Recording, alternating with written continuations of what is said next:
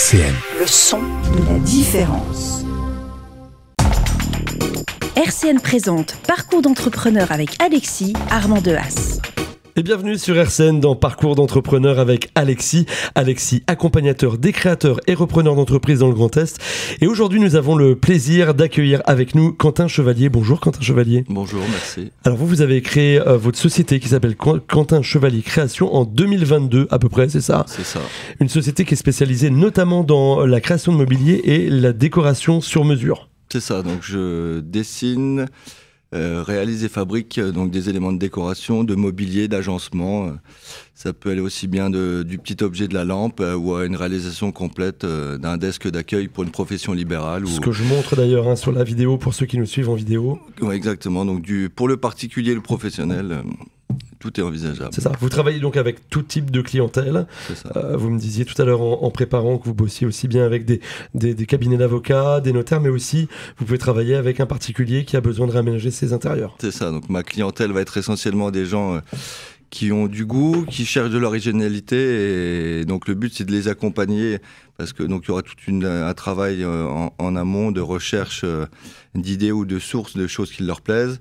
Et ensuite, on va imaginer donc des formes, des volumes et choisir des matériaux pour, dans un second temps, faire une ébauche, des images en 3D et, dans le meilleur des cas, établir un devis qui signeront ou pas. Mais voilà, donc c'est tout un accompagnement dans une globalité qu'il faut intégrer dans leurs espaces, quoi. Alors on l'entend, vous travaillez tous les matériaux, mais pourtant au départ, vous avez été formé à l'école Boulle. Peut-être dire un mot sur cette école et sur le métier que vous avez appris à faire dans cette école. Alors donc effectivement de formation, je suis ébéniste d'art. Donc j'ai réussi à finir mon cursus à l'école Boulle. L'école Boulle, pour ceux qui connaissent pas, c'est une des plus grosses écoles d'art à Paris. Mmh. Dans laquelle on peut apprendre tout un tas de métiers, que ce soit des ciseleurs, des tourneurs, des bijoutiers ou des choses comme ça. Et donc moi j'étais dans la section ébénisterie d'art. Donc au début, donc vous faites toute une formation vraiment d'ébénisterie traditionnelle avec tout un apprentissage de l'histoire de l'art. Enfin, même si déjà là vous êtes à la fin de votre cursus, donc vous êtes censé avoir des bagages complets à ce sujet-là. Et donc voilà, donc vraiment un travail d'ébénisterie traditionnel. Et après, dans votre parcours, vous avez varié. Et donc, effectivement, suite à ce diplôme-là, donc, qui est le diplôme des métiers d'art, vous avez le choix donc, d'aller soit dans la restauration de mobilier ancien, donc là, vous faites tout l'entretien du patrimoine, soit dans la création. Et donc, moi, j'avais décidé d'aller dans la création. Et voilà, c'est ce pourquoi je suis revenu à Nancy, dans ma ville d'amour et de naissance. Parce que le fait de vivre à Paris, déjà, ça, c'est pas donné. Et c'est pas, voilà, tout le monde n'en a pas cette envie. Et donc voilà, je suis revenu à Nancy, diplômé de cette meilleure école d'art d'ébénisterie. C'est là où j'ai croisé un entrepreneur qui cherchait un designer dans le monde de l'acier. Donc on change d'univers.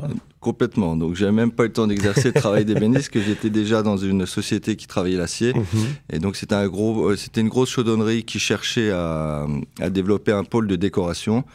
Et donc l'idée était d'allier un peu mes idées et mes compétences et mon cursus pour développer cette éventuelle activité à venir, quoi.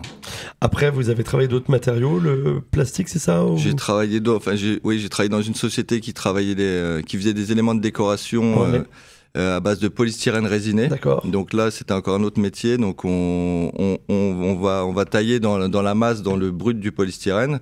On va sculpter, on va assembler, et ensuite il y aura une projection d'une résine polyuréthane qui va lui donner sa rigidité, et ensuite tout un travail de carrosserie, enfin vraiment de peinture type carrosserie, pour avoir une définition très très haut de gamme. Et donc en l'occurrence, on faisait à l'époque des gros objets pour les vitrines de Galeries Lafayette. D'accord. Ou les marques de luxe, de cosmétiques ou des choses comme ça, quoi. Et puis là, depuis 2 ans, vous avez votre société, je le redis, qui s'appelle Quentin Chevalier Création.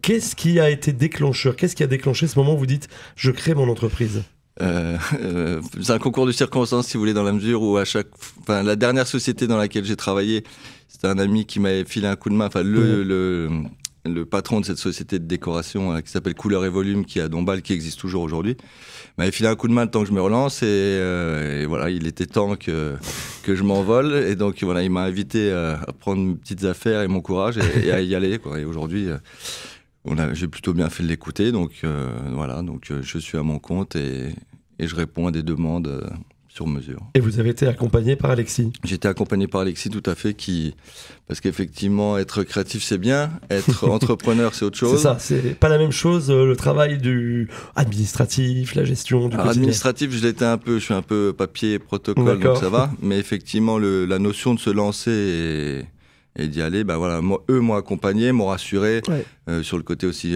juridique, comptable, fiscal, tout ça. Donc ça m'a permis d'appréhender un peu le métier. Pour pouvoir vous lancer plus facilement. Tout à fait. Parmi les réussites, est-ce que vous avez une réussite que vous voulez nous partager peut-être là, depuis que vous avez créé votre entreprise?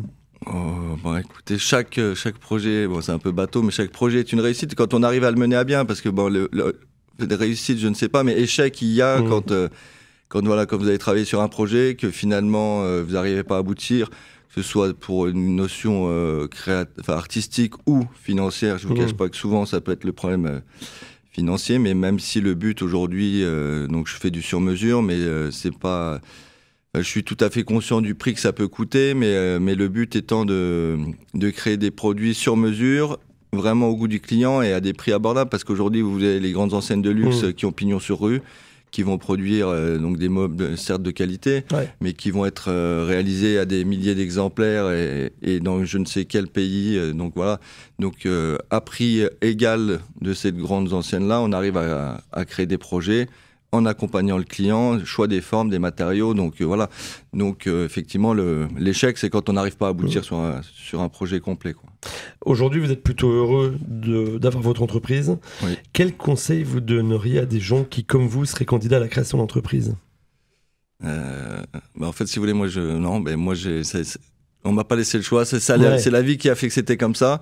Je pense que le conseil, finalement, c'est pas trop réfléchir. Faut y aller, quoi. Parce foncer. Que si vous réfléchissez, il y a toutes les raisons pour pas y aller, quoi. C'est clair et net. Donc, et du coup, c'est dommage. Du coup, c'est dommage. Le salariat, c'est très bien, ça rassure. L'entrepreneuriat, aujourd'hui, la vraie plus-value aussi, c'est de pouvoir gérer son emploi du temps et son temps de travail comme on l'entend. Aujourd'hui, j'ai des enfants aussi, ce qui me permet de passer du temps avec eux. Je peux les emmener à l'école, les chercher. Oui. Faut pas devenir un homme d'intérieur non plus, mais dans le principe... C'est bien de concilier les deux quand même. Exactement, donc voilà. Et allez, pour que les gens vous retrouvent, parce qu'aujourd'hui vous êtes en recherche de clients, comme toutes les entreprises, comment est-ce que des gens qui nous écoutent ce matin se disent, tiens, ça m'intéresse, moi j'ai des choses à retravailler chez moi, j'ai envie de développer des choses qu'on verra nulle part ailleurs. Comment on vous retrouve aujourd'hui? Alors, j'ai bien évidemment mon site internet, donc qui est quentin-chevalier.fr. Donc en fait, le problème, c'est que quand on me cherche, on me trouve, mais c'est effectivement pour les gens qui ne me connaissent pas.